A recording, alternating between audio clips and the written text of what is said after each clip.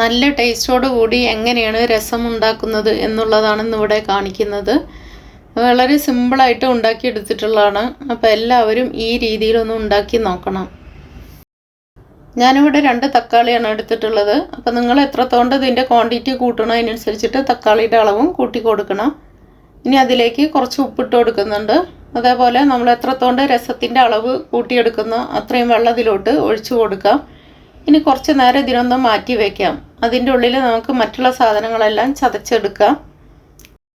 ഞാനിവിടെ എടുത്തിട്ടുള്ളത് പച്ചമുളക്, ഒരു 4 പച്ചമുളക് എടുത്തിട്ടുണ്ട്, ഒരു 5 അല്ലി വെളുത്തുള്ളി, കുറച്ച് ജീരകം, ഒരു 1/2 ടീസ്പൂൺ ഉണ്ടാവും ജീരകം, 1 ടേബിൾ സ്പൂൺ കുരുമുളക്, 1/2 ടേബിൾ സ്പൂൺ മല്ലിയും കൂടി എടുത്തിട്ട് അതിനൊന്ന് ചതച്ചെടുത്തിട്ടുണ്ട്. ഇനി ഇതിനൊന്ന് എടുത്തിട്ട് നന്നായിട്ടൊന്ന് കൈ വെച്ചിട്ട് തന്നെ നന്നായിട്ടൊന്ന് പിഴിഞ്ഞെടുക്കണം. നല്ല പഴുത്ത തക്കാളിയാണെങ്കിൽ നല്ലതാണ്, പെട്ടെന്ന് പിഴിഞ്ഞ് കഴിഞ്ഞാൽ റെഡിയായി കിട്ടും.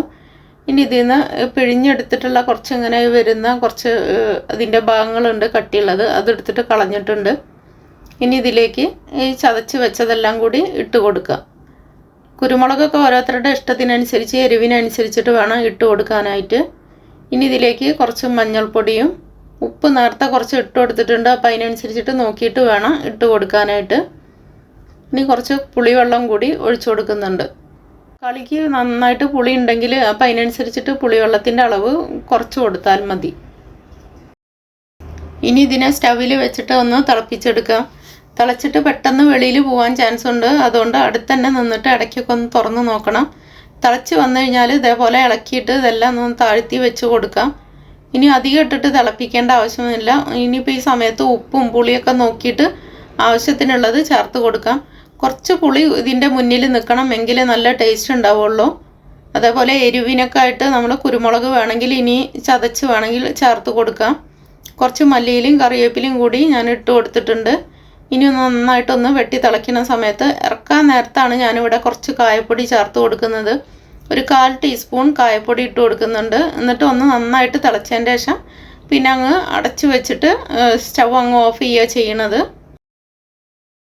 ഇനി ഇതിലേക്ക് വറവിട്ട് കൊടുക്കാം. ഞാനിവിടെ ഉണക്കമുളകും കടുകും വെച്ചിട്ടാണ് വറവിട്ട് കൊടുക്കുന്നത്, അതേപോലെ വെളിച്ചെണ്ണയിലാണ്. അപ്പോൾ എല്ലാവരും ഇതൊന്നും ഉണ്ടാക്കി നോക്കണം, നല്ല ടേസ്റ്റാണ്. ഇനിയിപ്പോൾ വേറെ കറിയുടെ ആവശ്യമൊന്നുമില്ല, രസം തന്നെ ഉണ്ടെങ്കിൽ ധാരാളമാണ്. അതേപോലെ വയറിന് എന്തെങ്കിലുമൊക്കെ ബുദ്ധിമുട്ട് വരുമ്പോഴും അതേപോലെ പനിയുള്ള സമയത്തൊക്കെ ഇങ്ങനെ ഉണ്ടാക്കി കഴിക്കുകയാണെങ്കിൽ നല്ലതാണ്, നല്ല ടേസ്റ്റുള്ളതാണ്. ഇതിപ്പോൾ ബിരിയാണീൻ്റെ കൂടെയൊക്കെ ഇപ്പോൾ എല്ലാവരും രസമൊക്കെ കഴിക്കാൻ തുടങ്ങിയിട്ടുണ്ട്, ദഹനത്തിനൊക്കെ നല്ലതാണ്. അപ്പോൾ എല്ലാവരും മസ്റ്റ് ഒന്ന് ട്രൈ ചെയ്ത് നോക്കണം. വീഡിയോ ഇഷ്ടപ്പെട്ടാൽ എല്ലാവരും ഒന്ന് ലൈക്ക് ചെയ്യണം, കമൻറ്റ് ചെയ്യണം, അതേപോലെ ഒന്ന് ഷെയറും കൂടി ചെയ്തേക്കണം.